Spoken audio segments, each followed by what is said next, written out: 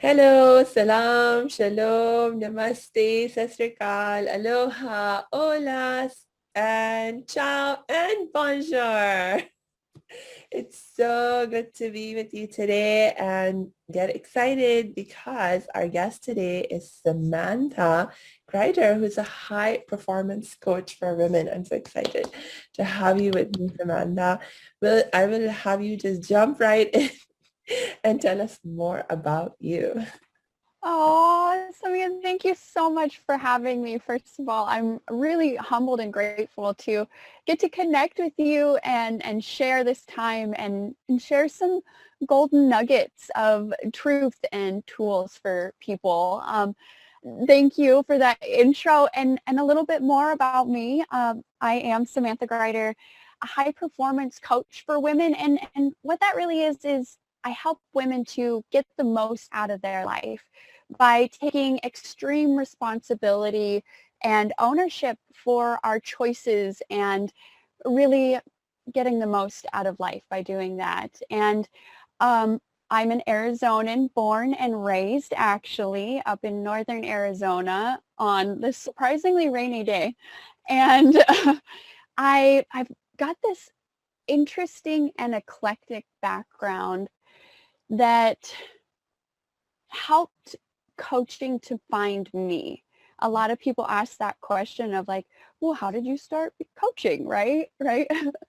And coaching really found me in a funny way. And it took a lot of years of understanding myself and stripping away labels and finding tools inside of myself and in my story that I've been carrying around as heavy luggage for a really long time. And I learned to identify with it and find awareness and motivation inside of myself. And in all of that, I've been a chef and I've been an innkeeper and now I get to be a high performance coach and a wife and a dog mom and an Airbnb host as well. That's Uh, a little bit about me. I love it. I love it. Thank you so much for sharing. And, one of the things that I know you're really awesome at helping people with is achieving more self-awareness and getting to know their own stories. Can you tell me more about that? Mm, definitely. Yeah, our stories, like I said, a lot of times we look at our stories as this luggage we've been carrying around or like this heavy boulder we have to struggle with as we navigate life that's being given to us. And I love getting the opportunity to connect with and hear stories of where people have gone from and through and with to be the person that I get to connect with in that moment.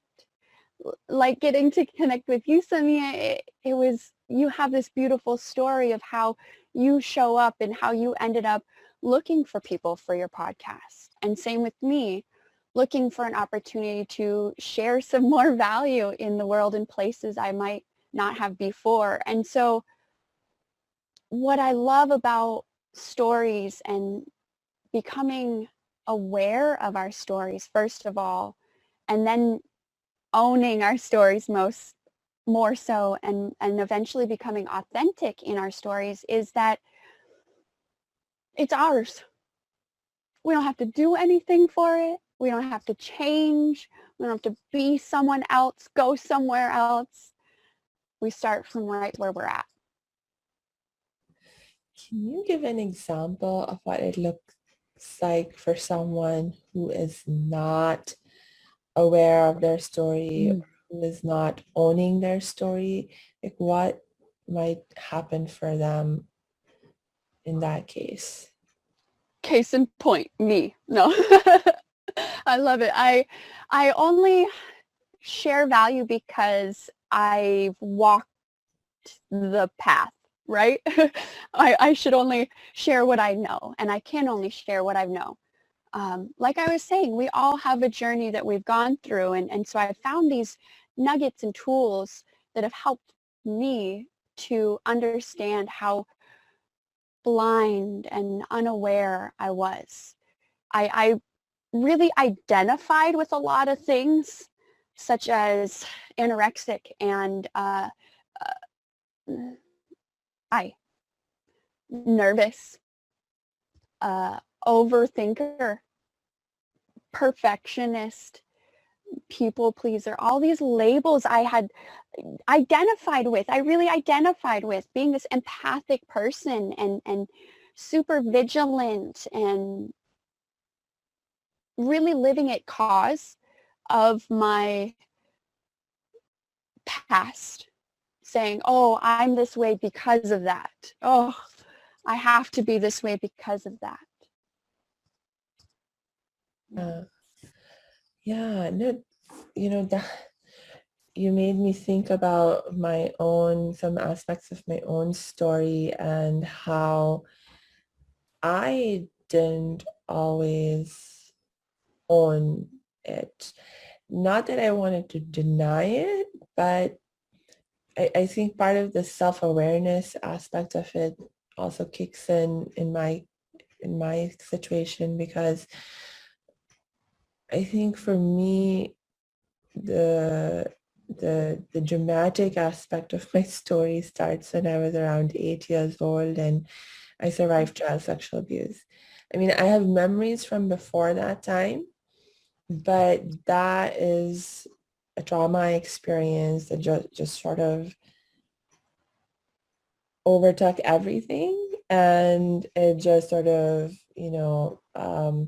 put these sort of perspective blinders on. So everything that I was seeing in my life and about myself was through this perspective, very narrow perspective of I've suffered this trauma, and just feeling the suffering that I felt because of it. And of course, not to say that that wasn't true, but it was only a part of the truth. It was only a part of my story. And even in that context, when I was so focused on the suffering, I didn't see the whole story that's even associated or that can be a part of the story of being a trauma survivor. For example, now when I look at my story of being a trauma survivor, I don't just see the parts of, the dramatic parts, the painful parts, the hurtful parts. I also now see the parts where I learned amazing lessons in life to help me grow into the person that I am today that I really love. Yes. So, yeah.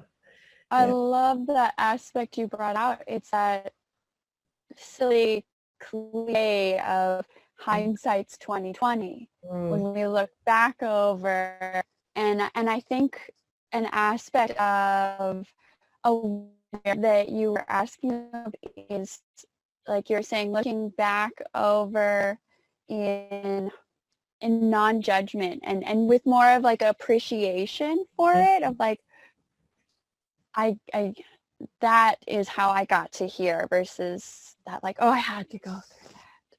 Yeah. Oh, I love too how you highlighted that the blinders Mm, and how we don't even know what we don't know. mm, Our yeah. minds are so amazing. Oh, Yeah. And that's why self-awareness is so important, like if you don't even have awareness, you don't have self-awareness, how can you even begin to create change in your life? I mean, you can try to create change, but if you don't fully understand yourself, you don't fully understand the situation that you're in, you're going to struggle to find the right solution. exactly. That's one of like the best and the worst things about coaching, because like we just said, we don't know what we don't know. And then we start to illuminate all these things of like, okay, we know what we don't know. And now we have to make the choices to do the things now that we know. And it's learning how to create that fun and enjoyment and curiosity really of like, whoa, how did I get here? Really? All that made this? Whoa. And then in coaching, my favorite part is how we take all of that like, whoa feeling and we start to understand like, okay, we want to move forward. We want to, like you were saying, how do we know we're having fun? For a long time myself, I like waking up, it was like this feeling of, do I like that? Do I like getting up at 6 a.m. or maybe I like getting up at 6:15, like how do we start figuring out what we actually like? It sounds so simple. However, it's not that easy. Yes. Oh my gosh, you just made me think of this movie, The Runaway Bride. And I don't you have not? Okay, wait. I'm terrible with names, but it has this very famous actress. Anyway, the storyline of this movie, if I'm not messing it up, I saw it a long time ago, is that there's this lady who is infamous for running away from her wedding on the day of her wedding. So she gets engaged, she gets to her wedding day, and then she runs away. And it keeps happening. And every time, the person she gets engaged to, they're like, no, no, this time, I'm convinced she really loves me and we'll make this work. And this is true love. This is it. But every time she runs away. And um, and so there's this reporter fellow who hears about what's happening with this person, and he's like, I'm going to do a bigger story on her. And and so he comes to meet her. He ends up falling in love with her. They end up getting engaged, and he's like also thinking, this is it. She really loves me, and we're really going to make this work. Because unlike all these other fools before me, I really know her. I really know Oh her. And then it's their wedding day and she runs away again. no. Oh no. And this time there's something different happens because she eventually comes back to him, and she actually proposes to him, and she's like, now I'm ready. I'm ready to get married to you and commit to you. And he's like, what changed? What's different? And the core lesson of this movie was that the heroine, she says, you are right. None of those other guys knew me. I was always acting. I was just always being who I thought they wanted me to be. And therefore, when it came time to actually commit to being with them, I couldn't do it. Like there's something in my heart that wouldn't let me do it. With you, you really you did come to know me, but the problem was I still didn't know me. And so I still could not commit. And in the time after she ran away and that they were apart, she spent all that time getting to know herself. And I Wow. remember there were like all these scenes where one day she makes all these different kinds of eggs. There's a hard-boiled egg and I don't know, like what a fried egg, and like all these different kinds of eggs. And she's just like, which kind of egg do I really like? Because every time, she was with someone, whatever kind of egg they liked, that's the kind of egg she would be like, oh, that's my favorite too. But, it took her like like this time of being like, no, I'm just going to be by myself. I'm not going to be with anyone else. I'm not going to worry about it. And just taking that time to get to know herself, even something as seemingly little as what kind of egg do I actually like? Yeah. It's Yeah. important. It's important.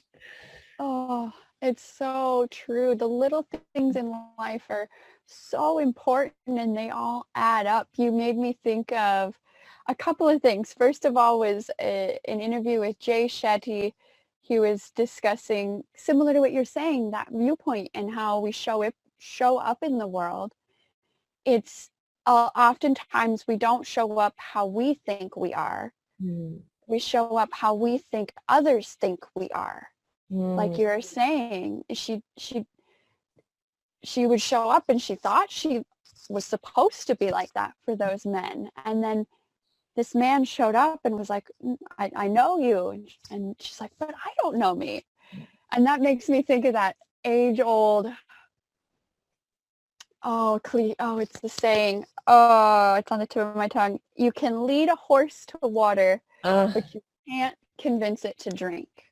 yes, exactly. And you can't drink for it either. Uh, Exactly. yeah. Yes.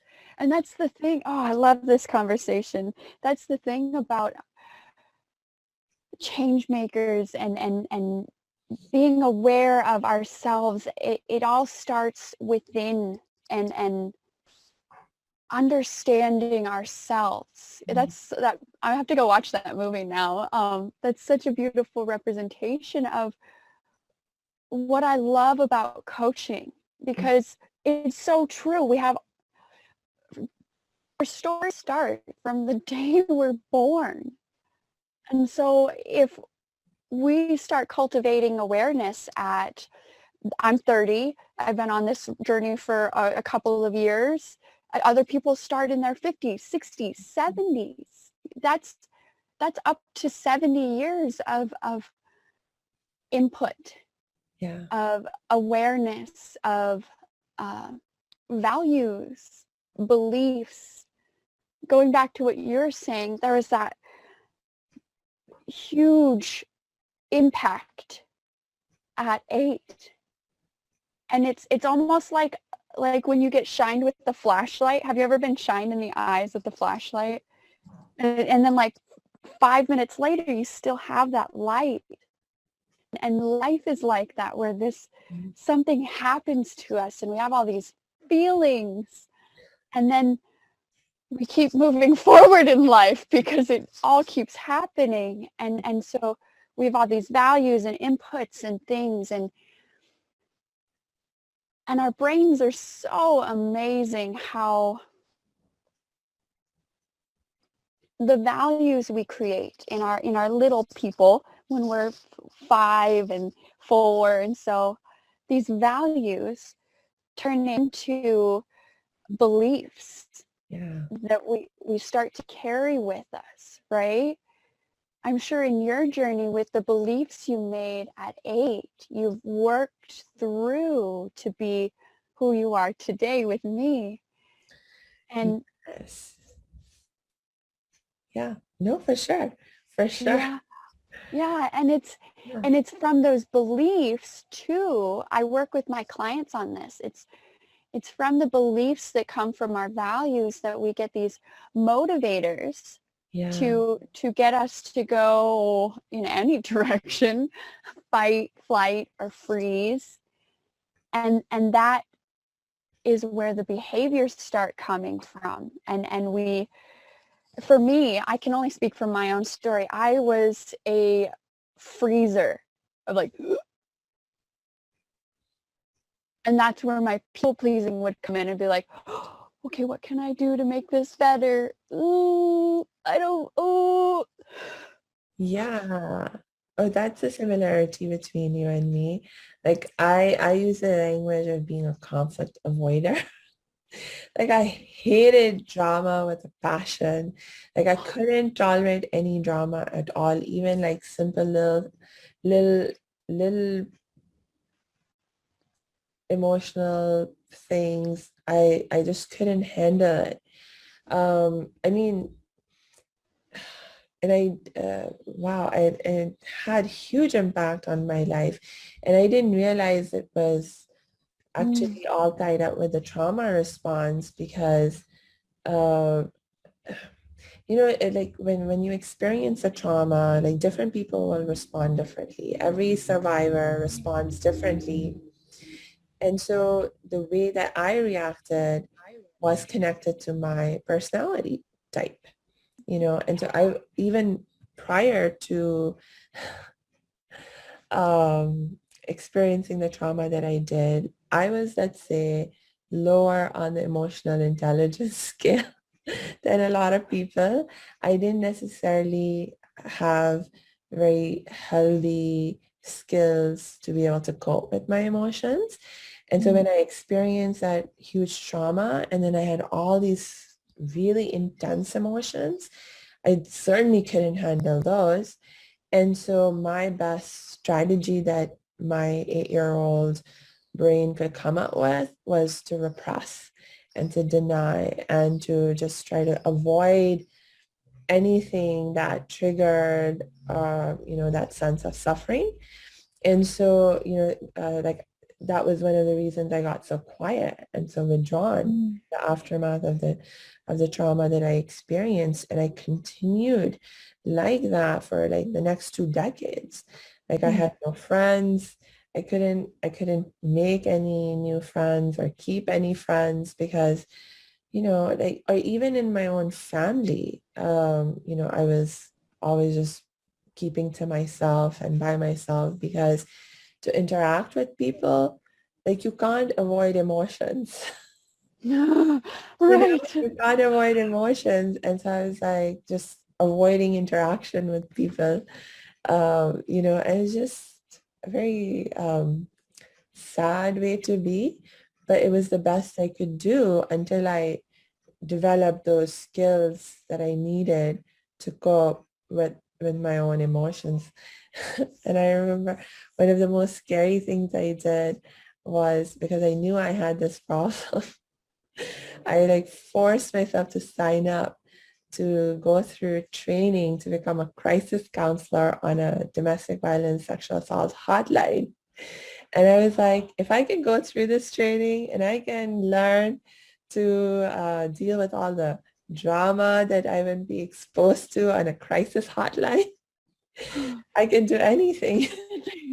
It was like so scary to go through, like just the sign up process. And I was like, oh no, what am I doing? What am I doing to myself? But I really had this strong sense that no, this is something I have to do for myself to keep living my life, and so I did it. And actually, once I got into it, it was it was so freeing. It was so amazing and healing in so many ways. And actually, ironically, I became one of the best trainees to the point that within like just a few months of graduating with my certification and being on the hotline, I got invited to become a trainer for other people training to do crisis counseling on the hotline. I was like, yay, awesome. That is it. Oh, I Yeah. love how beautiful, how the hardest parts of our stories often become the biggest highlights in our growth. Yes, yes. Yeah, but like coming from that point of self-awareness to first recognize, oh, Mm. that I'm behaving this way, the reason I'm so withdrawn and not able to have healthy, happy relationships and friendships in my life is because, I'm having this trauma response of not being able to deal with my emotions. And so that's the real cause. It's not that there's something wrong with me or wrong with other people, and that's what I meant. Like if you don't have a, a proper self-awareness, if you don't Mm-hmm. have proper awareness of what the problem is, you can't find the right solution. Yes, yes. I love what you were saying too about the emotions that come up. I feel like for me and mine, the emotions would come up and like you're saying, I didn't my brain was like, nope, shut down. And then I get into adulthood, and like you're saying, you had a hard time with this for a long time, but you, you can't please everybody. It's like, whoa, my brain just like exploded when I wrapped my brain around that and was like, okay, I have to figure out and navigate life pleasing myself, and everything else will fall around that. And yeah, and really coming back to that self-awareness, that for me it was like, the sadness isn't going to last forever. This anger isn't all consuming. It's anger, and being aware of it. And from that awareness, like you're saying, it's like, okay, I'm aware of it. Now, what do I do with all of that? Yeah. And then digesting, like you were saying, of like, okay, I want to be like this. I want to interact like this in the world. And so we start, like you did, you went and tried something. And I really identify with that, doing hard things simply to do hard things, like you're saying. I remember I had been doing nothing for quite some time, honestly. I was just doing nothing in life. And my really good friend called me up with a job opportunity in another country to volunteer. And I was like, that moment of like, I can't leave the country. And then that other moment of like, you're literally not doing anything right now, ma'am. and yeah, grabbing that awareness and being like, okay, I'm scared. What is this scared showing me? Yeah. Way before I even had the awareness that I have now, you know? Yes. What is something that helped you become more self-aware? What is something that our listeners can sort of try to tap into to help them become more self-aware? I love that question.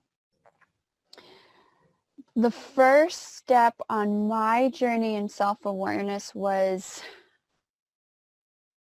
recognizing the finger point. For me, in my story, it was a lot of like, well, that's why I'm like this, and well, that's where that comes from, and well, this is because of that. And any aware person understands that when we point one finger out, there's three fingers pointing back at myself. And it was in that initial awareness of like, oh, I'm blaming someone again. What? Oh, I'm blaming someone again. And I hesitate to say that, because my next reaction in my journey, and what I help women to not fall into, is my next step was to react to that. I was like, I'm pointing the finger, oh, judgment, and that's wrong, and don't do that. And so part of me hesitates to say that the first step is recognizing the finger pointing. However, like where I started, a lot of us have that awareness and that label that we have all this luggage to slug along with us. And it's that awareness, again, initial awareness that I'm blaming my luggage again. I'm pointing a finger again. It seems so simple, but it's not as easy as it sounds. Yes, but I love what you just said about, even if you are not able to diagnose the cause or the root cause of why you're having a problem, the fact that you're experiencing a problem, the fact that you're feeling that heaviness of that luggage that you're carrying, that's a point of self-awareness in itself. It's like, oh, I have this weight on me. There's something wrong here. That can actually in itself be a point of self-awareness. And then like you were saying earlier, it's about curiosity. Get curious and be like, why is this on me? What can I do to get rid of it? And then you begin to get closer to the solutions. And I also really loved what you said about the finger point thingy. I will tell you, as a happiness expert, one of the hugest lessons that I've learned in my life and that I now teach, and I feel so excited actually to be able to teach, is this exact problem with the all the judgments that we carry and how that ruins our happiness. Like literally, whether it's that you're judging yourself or that you're judging other people, judgments ruin our happiness, because the moment it's like, if you're judging something to be good, then of course you feel good about it. But if you judge something to be bad, you then feel bad about it. And as long as you have a judgmental mindset, you'll always be judging things. There will always be things around you that you will be able to judge as bad if you choose to have, a judgmental perspective. And so there will always be things that will be around you, or happening with you or to you or within you, that are there and making you unhappy. And so if you really, really don't want to be unhappy in your life, one of the things you have to get rid of is this judgmental mindset. Oh my gosh. But then, like you were saying, it can be hard to get rid of the judgmental mindset, because one of the triggers that I know I experienced is like, when I realized how much I was judging other people, then I started judging myself for judging other For people. judging others, Right? exactly. And so then that then you're like, oh no, then you start feeling bad about yourself. And I don't want to feel bad about myself. So then what do I do? Do I just start avoiding and try suppressing all of these uncomfortable feelings and realizations? What do I do then? Right? It's this like doubt, this snowball effect of like, Yeah. uh-oh, I'm judging. Oh no, I have to stop judging. Oh no, I'm judging myself for judging. Oh no, I have to stop judging myself for judging them, but I'm judging oh my gosh, how do I get out of this Yeah. judgment cycle? Oh my golly. I love what you're pointing out too, and I was just talking to my mother earlier this morning, and my coaches even earlier this morning. It's been a very early day today, and it's how our brains are path wired. It's kind of like walking through a forest. You Mm, walk the same path through a forest, that pathway becomes really trodden, really clear.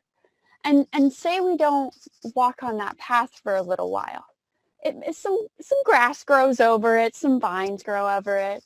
However, a well-trodden path will always be slightly visible, so we can pretty easily return to that path. And that's the same with our habits. We think, I'm going to do a 30-day challenge and I won't eat chocolate for the rest of my life. However, you're 37 years old and you've been addicted to chocolate for 15 of those years.